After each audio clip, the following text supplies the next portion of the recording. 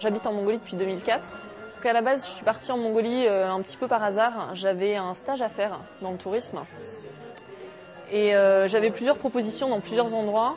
Et j'ai choisi la Mongolie parce que mon boss là-bas m'a proposé de payer le billet d'avion et de me loger. Donc c'était plus facile. Et je devais rester 4 mois et je suis restée 6 ans.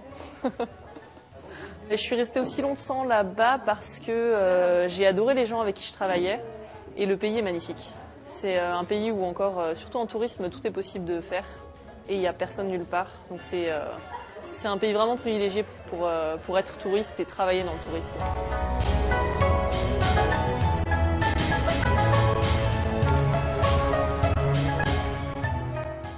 Et donc dans ce cadre, j'ai d'abord travaillé dans une agence de voyage qui fait aussi des projets de développement locaux 6 ans, donc une agence qui s'appelle DMD. Et donc étant aussi guide-interprète de formation, j'accompagnais des voyages sur le terrain et je faisais des formations. Et en parallèle, j'ai monté une association environnementale qui s'appelle Unra Ochchan, une association mongole avec des amis où on a fait par exemple du nettoyage de sites ou de choses comme ça, ou des actions de sensibilisation de manière générale.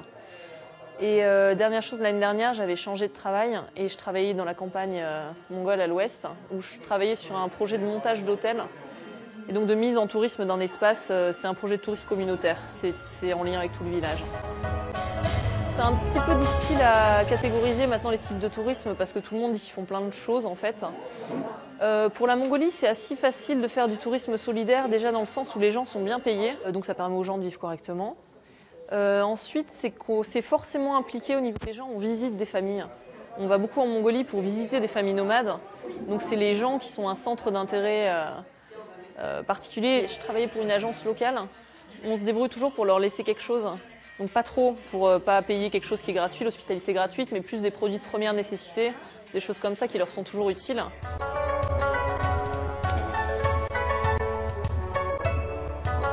Sinon, alors moi plus directement en termes de tourisme solidaire, l'agence dans laquelle j'ai travaillé longtemps avait un pendant associatif et ils autofinançaient presque la plupart de leurs projets.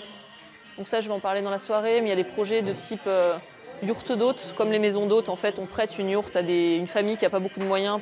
Sinon, il y a du prêt de troupeau pour des familles qui n'ont plus rien pour qu'elles repartent à la campagne. Donc des projets de ce type, il y en a beaucoup. Et donc ça, c'était intéressant. C'était pas directement par le tourisme, mais c'était grâce aux recettes du tourisme, on pouvait faire des choses à côté. Et donc là, ça me faisait plaisir de faire quelque chose avec le réseau plus en direct parce que j'étais là et que j'étais disponible. Et je connaissais pas le nouveau bureau, etc. Et c'est un réseau qui est intéressant parce qu'il y a des échanges de contacts entre les acteurs, donc si personne ne fait rien, c'est dommage. Donc là, je voulais participer un petit peu activement. La Mongolie, c'est très à la mode, mais les gens y vont encore peu parce que c'est cher, que c'est loin. Ça demande beaucoup de temps et c'est très routard en même temps. Il n'y a pas des grandes conditions de confort, donc c'est pas pour tout le monde. Mais c'est de plus en plus à la télé, au cinéma, dans les reportages, etc. Il y a beaucoup de gens qui ont envie d'y aller. Surtout de l'espace en fait. C'est de l'espace et du mode de vie. C'est les principales raisons pour lesquelles les gens y viennent. Il n'y a personne. C'est un pays qui fait 3 fois la France et où il y a 3 millions d'habitants. Donc il y a 30 fois moins de personnes pour 3 fois la taille de la France.